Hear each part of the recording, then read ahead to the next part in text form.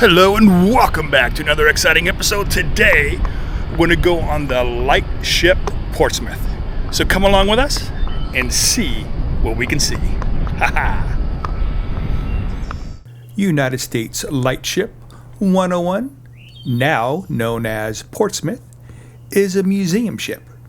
Now just to set the record straight, Portsmouth never actually had a lightship station. However, when the vessel was dry docked there as a museum, she took on the pseudonym Portsmouth. As a National Historic Landmark, she is one of a small number of surviving lightships. So just a few steps from the Naval Shipyard Museum, which I believe I have a video out that you can view that museum. This Lightship Portsmouth Museum is permanently anchored or dry docked along the waterfront near the Renaissance Hotel. We decided to go aboard the tour and learn about this historic ship, which is outfitted to depict a day in the life circa 1955 for the 11-member crew. As with any museum, this museum also has a mission statement, and it reads as such. The Lightship Portsmouth Museum tells the story of those who served in the lightship service, their dedication to life aboard the vessel, and service to the navigation of Marines through preservation, educational programs, and the exhibition of the lightship. I don't know about you, but that's a pretty cool mission statement. Let's see. But yeah, the higher you go up, Hollow mast. Oh my goodness. That's a long way up there. It's much better than climbing on. How many guys eating the standard American diet is going to fit up there? And as we learned, she has a very lustrous timeline. In 1915, the keel was laid at Pussy and Jones Shipyard in Wilmington, Delaware. Of course, at that time, she didn't have a moniker. She only had her official designation, which was LV-101. She did used to have a sister ship, LV-102, and they were both built with a steel way-back hull, which is curved and rounded above and below the waterline for stability in very stormy seas. They also featured a very unique hollow mast with a ladder inside so crewmen could maintain the light while being protected from the outside weather.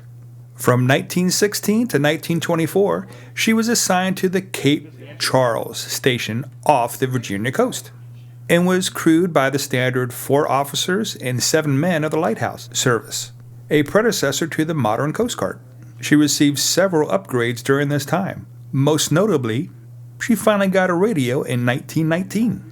Between 1924 and 1926, she simply served as a reserve relief ship in the Virginia waters. But in 1926 to 1951, she was reassigned to the Overfall Shoal in Delaware. It was here that she spent the majority of her service life. During this 25-year stint, she received a new foghorn, had her lights electrified, saw her superstructure expanded, joined the newly formed Coast Guard, shifted to an all-enlisted crew, and received an upgraded diesel engine when her original kerosene engine broke down. But in 1951 to 1963, she was assigned to the Stone Horse Shoal off Massachusetts. And during this time, lightships were being replaced by new technologies, including what was called the Texas Tower and automated buoys. So by that time, they weren't quite sure what they were going to do with her. So in 1963, they decommissioned it following an engine breakdown after 48 years of service. Then 1 year later, in 1964, she was given control to Portsmouth for the use as a museum ship. Then 3 years later, in 1967, Lightship Portsmouth opens to the public. And in the tradition of marking the sides of lightships with the name of their duty station, LV-101 is rechristened the Lightship Portsmouth, which is what she is known as today.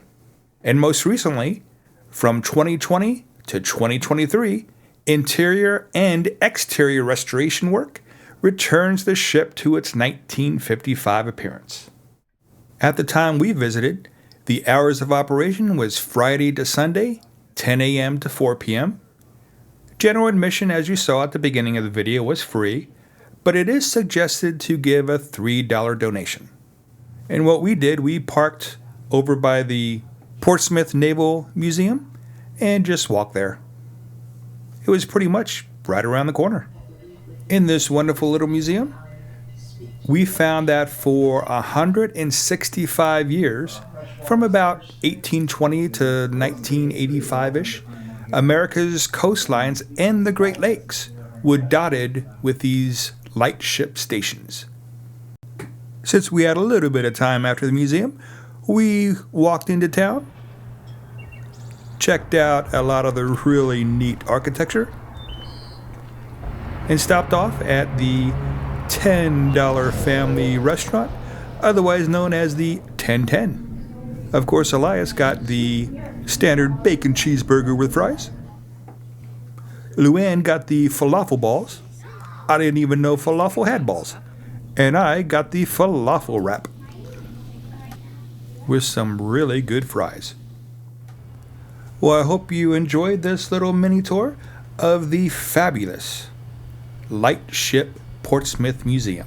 We hope to see you back for our next exciting episode.